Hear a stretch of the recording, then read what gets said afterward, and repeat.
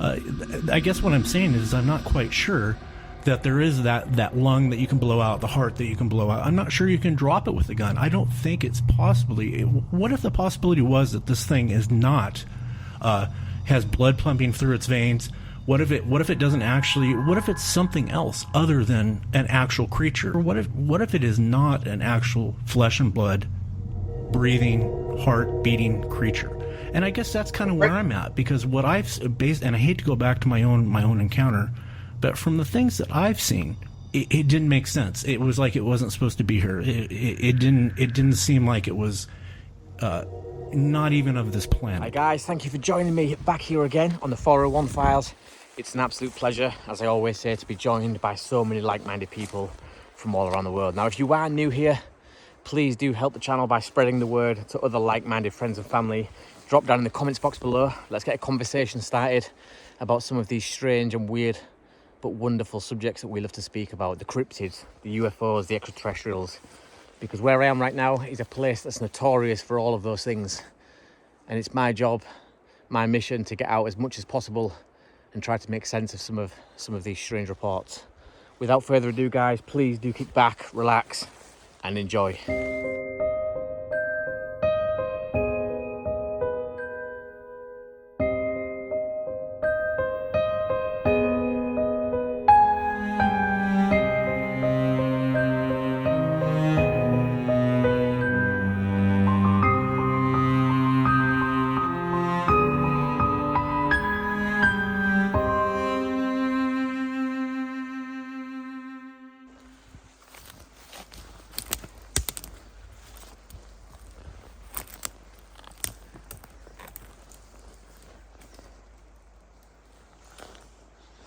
So the last time I was out talking to you guys, I'm not actually sure which video it was. It might have been 1 or 2 videos back, but it was torrential rain. Like, the downpour was just constant all day.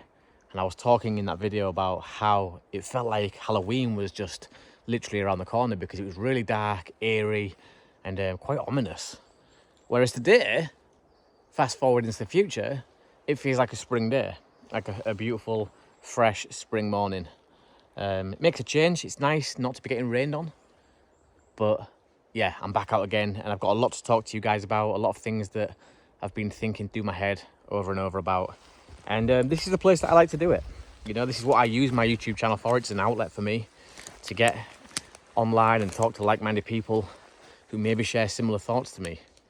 And those that don't as well. You know, it's not always going to be what you want to hear, some of my thoughts. And, you know, I'm not always going to say things that make you happy. In fact, sometimes you might be infuriated by my thoughts, theories, and opinions.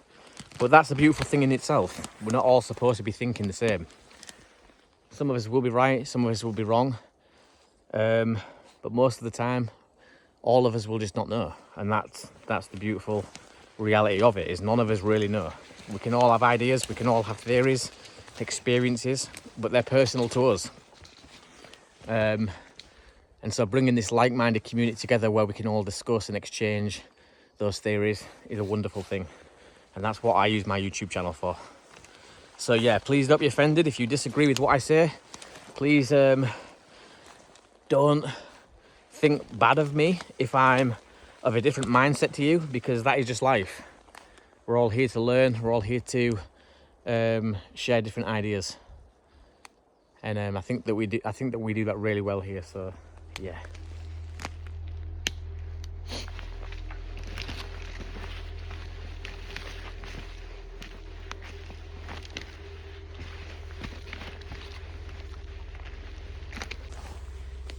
Just walked to a spider web. I'm trying to find a tree stump so I can sit down and talk to you guys about something. I forgot to bring my chair out with me today. Usually I have like a little fold-up chair, but not to worry.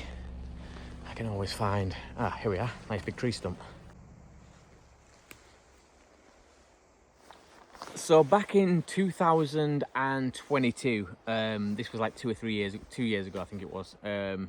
So yeah, 2022, there was a 3 or 4 week period in time where everything just went absolutely nuts. I remember for this 4 week period, 3 week period, whatever it was only a small period of time really, But I was getting inundated with email after email from people who live in the surrounding areas and on the North Yorkshire Moors itself. And some of those people were farmers. Some of them were just parents on the school run, getting up early in the morning to take their kids to school. But these emails were very, very strange. Now, I was going to save a lot of this for the documentary, but I feel like I can still speak about it. I mean, I do touch on this quite briefly, but yeah, it was a very weird window where a lot of very unusual events took place. There was a farmer that woke up one morning and he'd lost a large number of cattle out of his field. Now, these cattle never got found. It wasn't like, you know, they were found dead or ran over on the road. These cattle just disappeared. I think he'd lost about 10 to 12 cattle in one night. Very, very weird circumstances. We ruled out a lot of things as well. I worked closely with the farmer at the time, and we ruled out things like theft, which just wouldn't have been possible because of where the field was situated, and you'd have had to come right past his house. You would have had to have had some kind of flatbed truck that could have loaded these cattle. It would have been a noisy job, a noisy procedure, and there's just no way that could have been possible in the dead of night, not going right past the farmhouse where he lived. There was another incident where a mother of 2 children was doing the school run early one morning, and part of her route is to cut through the North Yorkshire Moors. And again, she'd seen a very bright light hovering over some of the marshland that's on the moors. And she watched this thing for about 30 seconds before it fired up into the sky at an incredible rate of speed. And that's just 2 stories from that period. Like I said, this was a very weird time back in 2022. It maybe lasted for 3 or 4 weeks, but there was more than that. There was well over 6 or 7 reports coming in that were very credible. Now, usually you might get 1 or 2 credible reports every 2 months, every 2 to 3 months.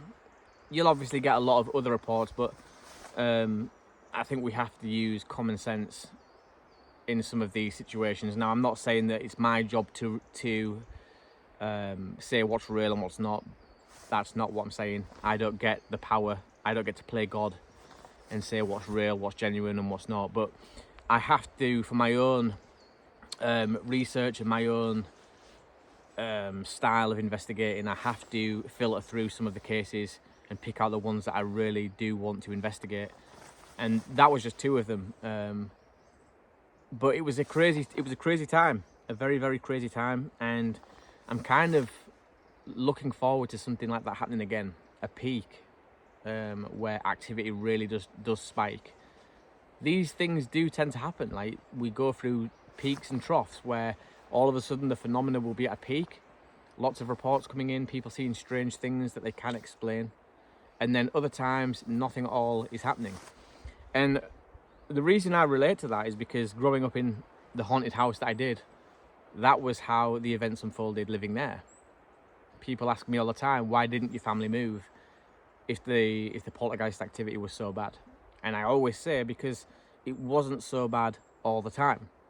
We could maybe go 6 to 7 weeks where everything would be turned upside down, there'd be activity happening all the time, everybody would be in a state of panic.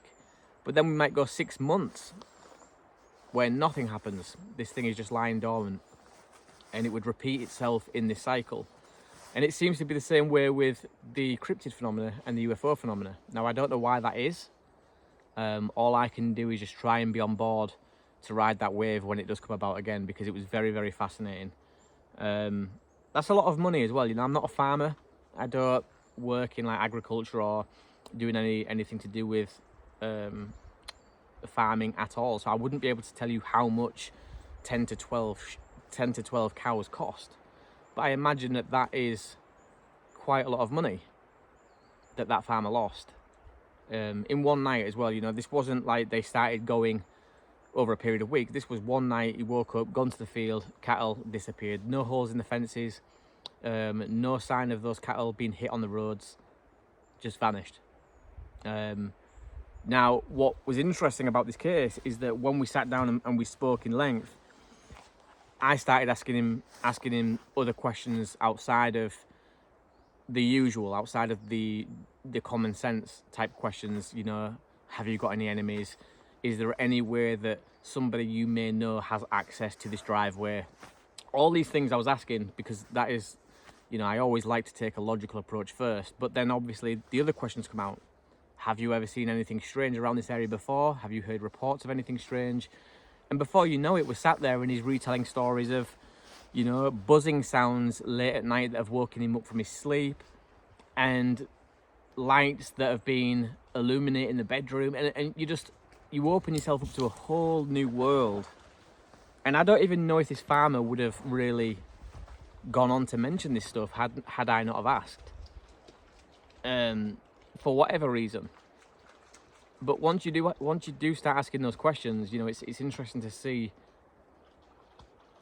what has been going on and what they've been living with. But yeah, it blows my mind even now thinking about it. It's a fascinating thing to think that you can go to bed one night and you wake up and 12 cows from the back of your house have just been removed into an oblivion, you know, that they're not anywhere to be found.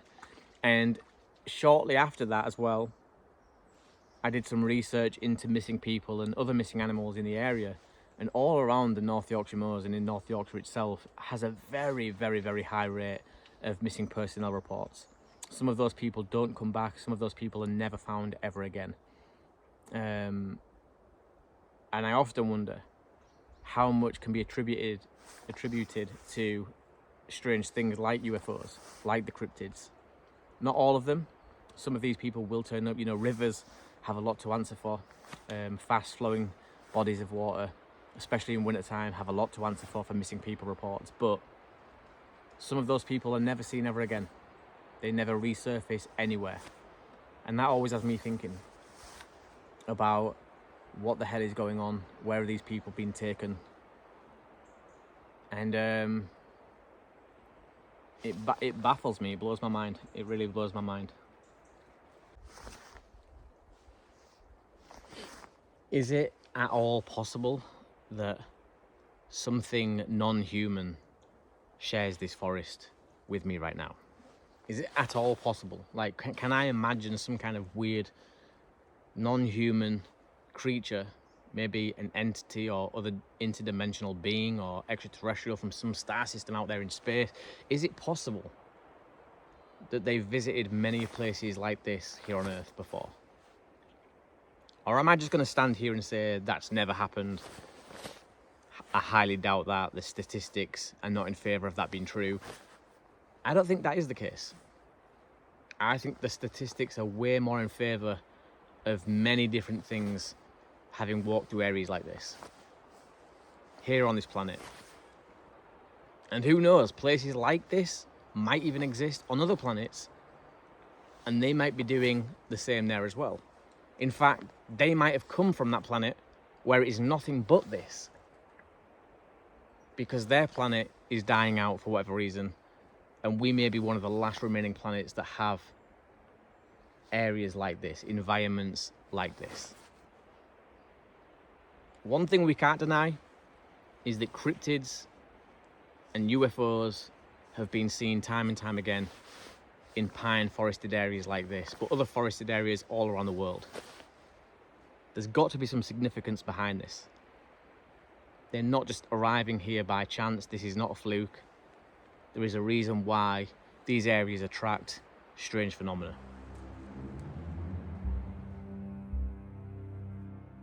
The UFO phenomena, along with the legend of Bigfoot here in the UK, is a very sensitive subject. If we're thinking logically about such creatures living here undiscovered, then it doesn't make much sense.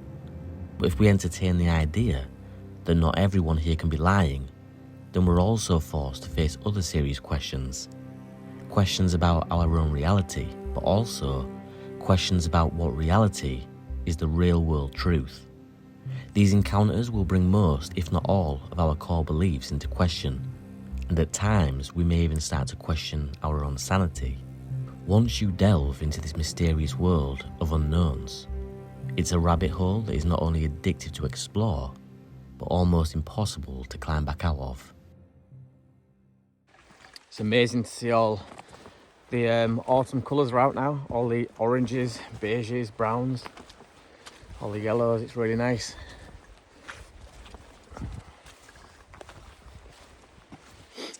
Just walking down this old trail that doesn't look like it's been used for a while, and there's no signposts or anything, so it may be another disused trail that was at one point heavily used, but for whatever reason the Forestry Commission have decided to take it out of use. So there are a few of those trails in this national park, and it always intrigues me. I always like to go down those trails that aren't in use or aren't open to the public anymore. Yeah, it seems intriguing. It's like a new adventure every time.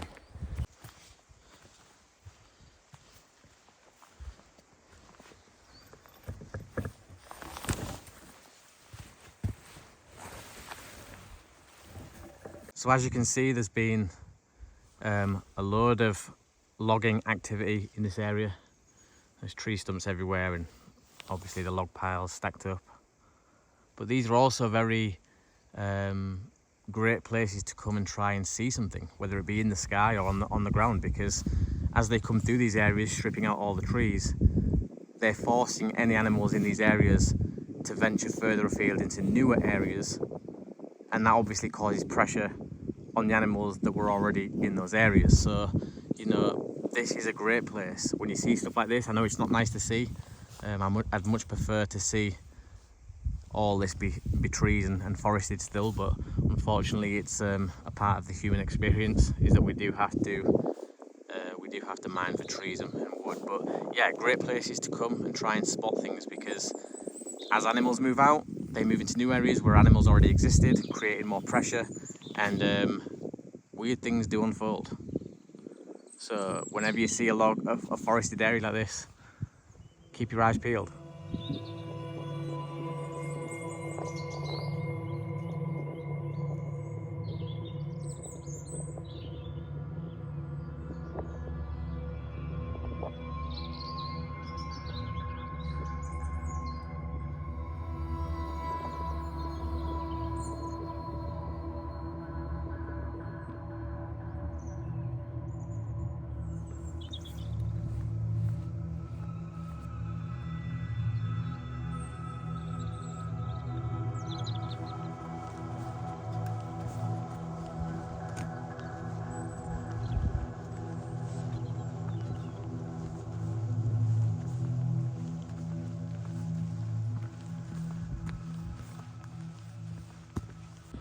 Wow, absolutely beautiful. You can see right through the valley, for as far as the eye can see, it's just trees, which is nice. And like I said, the sun is out, I can feel the heat on my face. It's just a beautiful day. And I don't know, like there was something about it. The way it moved was just so unnatural. And I didn't realize how big this thing was until later, and I'll get to that. But what I saw was a large canine wolf-like creature. It had dark brown or black hair. It had a big shaggy mane. It had two big pointed ears like a Doberman Pinscher that stuck straight up. And even though it was moving really fast, the ears were still predominant. They were still sticking straight up. And it had a big muzzle like a German Shepherd. I could tell that it kind of had a tail, but not like a big bushy tail. It looked like all the motion was literally coming from the lower legs. I couldn't tell if the legs in the rear were odd-shaped or if the front hands were hands or paws. I couldn't really tell.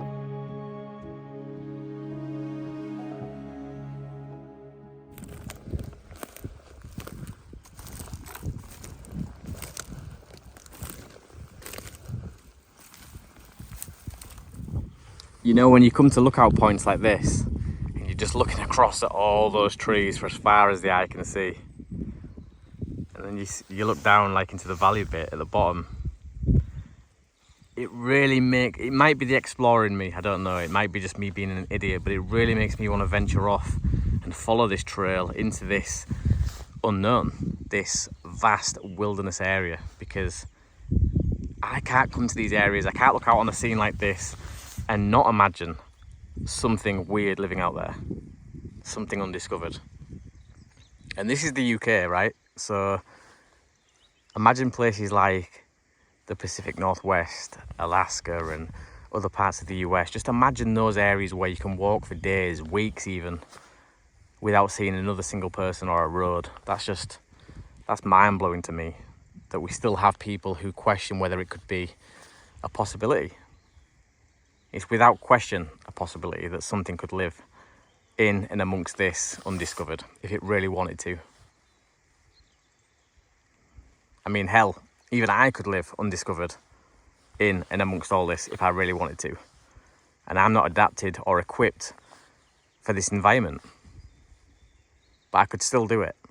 If I really needed to, if I was really pushed to force myself in a situation where I had to live off grid for a few weeks, I could do that.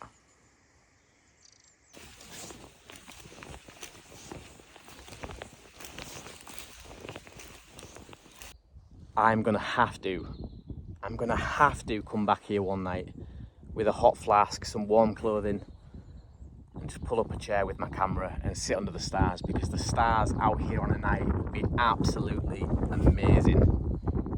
This is a dark sky location on the map as well. It's designated a dark skies area, so the light pollution out here would be almost non-existent.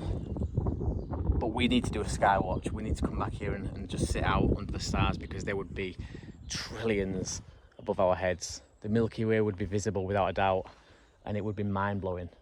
Absolutely mind-blowing. And if we don't hear anything we don't see anything in the sky, we might hear something in the forest down below. Who knows? But it has to happen. We have to come out here one night and get this filmed.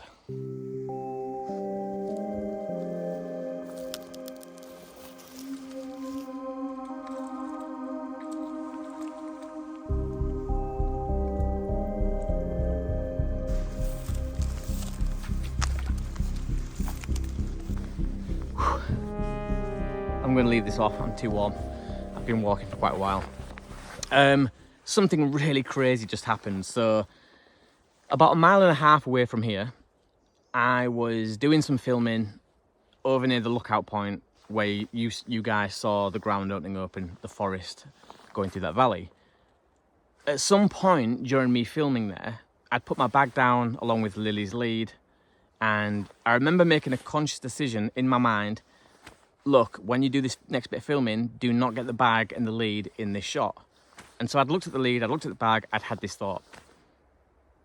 I went and did the filming, I got the bag, must have forgot the lead. I thought, crap, I've lost Lily's lead. So I spent the next 30 minutes trying to find Lily's lead in and amongst all those downed trees, which was a nightmare because it's just chaos everywhere. So after about 30 minutes, I decided that lead is gone. I'm never going to find that again now. I've lost it. That's just one of those things. So in a bit of a huff, I decided to head back to the car, not really going back the same way that I came, taking lots of random left and right turns through the forest. And as I'm walking through the forest, I thought to myself, the next tree stump I find, I'm going to sit down and I'll do some more talking and I'll explain that I've lost Lily's lead. So I look up, and about 10 meters in front of me is this great big tree stump. Bearing in mind, I've only found my way back here by taking random left and right turns. None of this looked familiar at all on the way in. So I get to the tree stump, I sit down, and here is Lily's lead. That's absolutely mental. I was like, either one or two things have happened, right? Either one or two things have happened. My random left and right turns, cutting through the forest, just going completely wherever I felt like it, has led me back to the exact point that I sat down this morning to do some talking. Or that lead has been put there mysteriously. Now, I do think it's the first of those two options, but crazy to think, because if you guys had have seen how I was just navigating through here, I mean, I thought that lead was gone. I thought I was never finding that lead ever again. And I didn't even remember, like, consciously, when I thought to myself, remember to pick the lead and the bag up, I thought it was over there. Like, I can actually see it in my head amongst all the downed trees and all the debris on the floor where the logging area was. I don't recall putting it down on the green moss. Like, that just isn't even in my mind. So to find it again and be sat exactly where I must have been this morning is very coincidental. It's bizarre. Took me by surprise. But the main thing is I found the lead. I was just going to do some talking about something that I spoke about on one of my previous videos. And in that video, I was talking about how we cannot assign human behaviours, human words to extraterrestrials. We just can't do that. Even if it's the most horrific experience that someone's been through and you want to fire all these names at it to make sense of it, like rape and sexual assault and kidnap, we have to not think emotionally. A lot of the times as humans, we think and we speak emotionally rather than logically. And it got me thinking, you know, when I've been driving down these country lanes before where I live and I've hit a pheasant, I'm an animal lover. I can't help it, I am. I love every single walk of life on this planet. And I've hit like a pheasant, or there's been an injured pheasant that's been clipped by a car and it's dying slowly. There's been times where I've picked that pheasant up and I've took it to a bird sanctuary and they've medicated the bird, done like a little procedure, and they've basically brought it back to life again and give it more chance of living. And I thought, what would the bird's story be? Like, what would the bird's perspective of that be? If it could talk, if it had conscious ability on the same level that we do, would it say that this big robotic machine attacked me, they then kidnapped me and took me to this surgical area where they performed a procedure on me and sexually assaulted me? You know, that bird could say that, right? Because that is exactly what is happening on a human level when humans get abducted. However, me, being the driver of the car that clipped the bird, I love animals. I don't wish any harm on any living creature here on this planet. And in fact, when I took the bird, I had its best interests at heart. Now, the bird probably didn't think that because I've just been the one to cause it the injury in the first place. But that is what I'm saying by we cannot think emotionally about what happens to us with these extraterrestrial beings. There might be a logical explanation that is innocent, even though when everything on the face of it is vile, degrading, and goes against what we know here as humane on planet Earth. But that story there with the pheasant, you know, me riding down the road, injuring the bird, then kidnapping the bird and taking it to an area where it's going to be injected and given a second chance at life, that story can be perceived in two different ways. There's my perception of it and there's the bird's perception of it. And I guess that is the best analogy that I can give when I was trying to explain the alien abduction theory and why we shouldn't attach words like sexual assault, rape and kidnap.